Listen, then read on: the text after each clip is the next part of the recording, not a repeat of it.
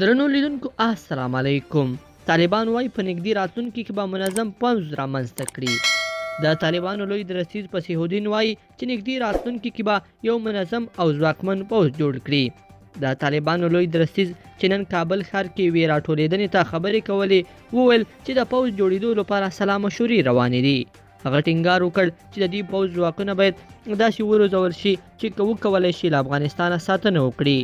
نوموړي زیاته کړه طالبان هغه خلک دي چې د قومیت او مقاومت په نوم له ډیموکراسۍ ملاتړ او د شل کلنو لاسته راوړنو خوندیتوب لپاره د دې ډلې په وړاندې درېږي ځکه ځپل کیږي.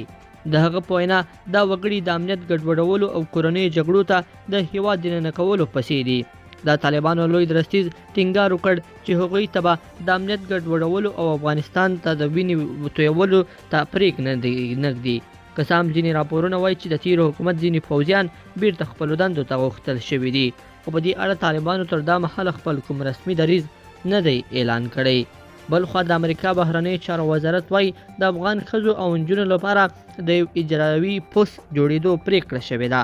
د امریکا د بهرنۍ چارو وزیر انتوني بلینکن ویلي چې پر یاد پوسټ ګمارل کېدونکي چارواکي به په افغانستان کې د نجونو، ښځو او لږکیو د ملاتړ مسؤلیت پر غاړه ولري.